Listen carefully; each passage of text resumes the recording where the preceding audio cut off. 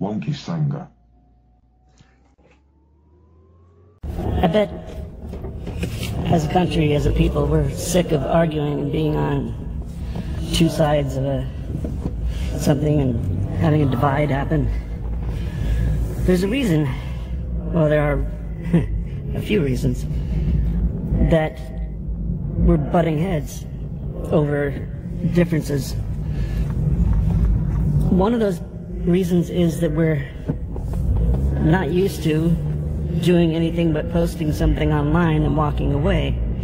Having a face-to-face debate or discussion about any issue is something that we've forgotten how to do as a society. We avoid it so much that we don't have the discussions, and the divides continue because we don't work it out.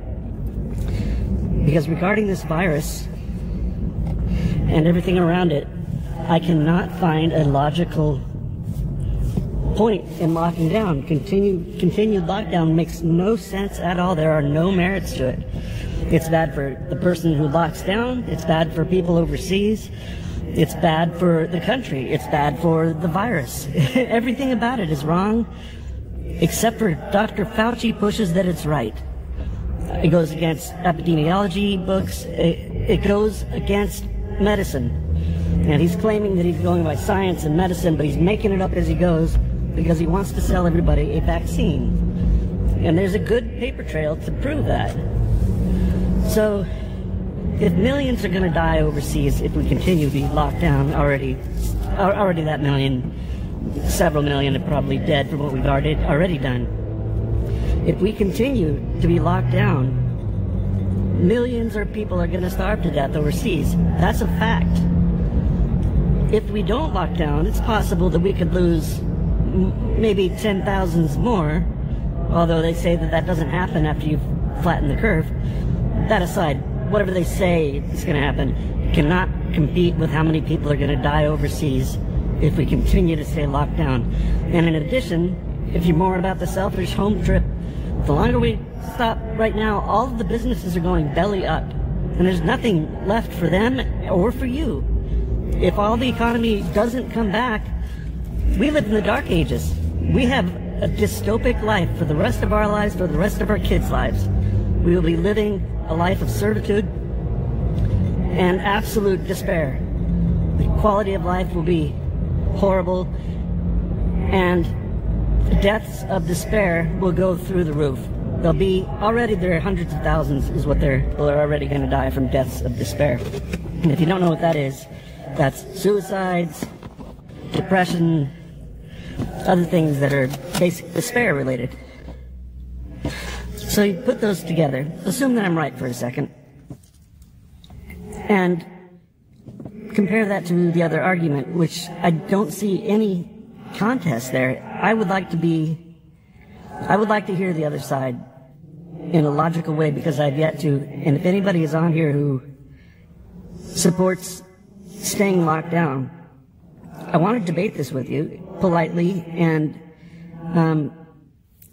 for the debate's sake, we need to work out what is the right thing to do, because if we just take the television's word for it, they are lying for their own personal interests at the expense of everybody else. Absolutely.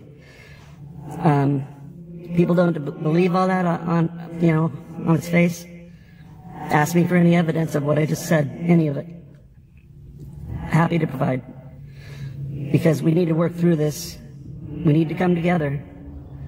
And I think that all of us agree, really, fundamentally, we wouldn't let millions of people die to stay safer. I think that people don't know it or don't believe it.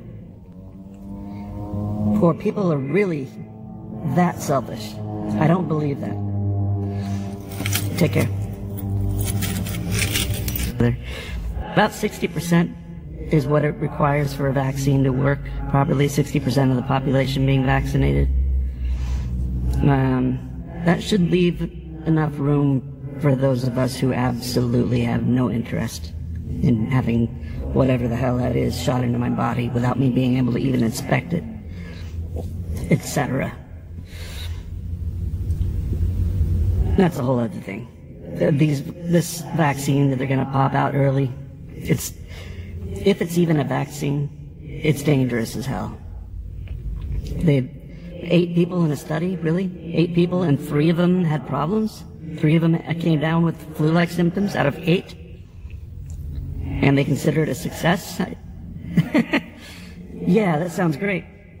Almost a half chance that you're going to get sick from something that's supposed to keep you from getting sick. I prefer to get the disease and have immunity and leave the hell alone. I'd rather get the real disease and whatever comes with it than to take their vaccine. And they better allow for people who are immune to not have to have the vaccine. They better, because there's no need for that, and obviously they're up to something else if they require that.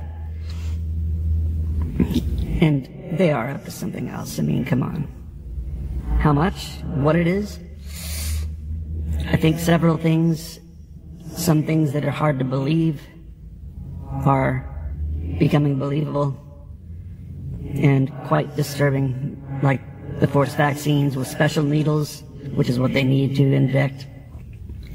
Nano, I want to say nanorobots because they kind of are.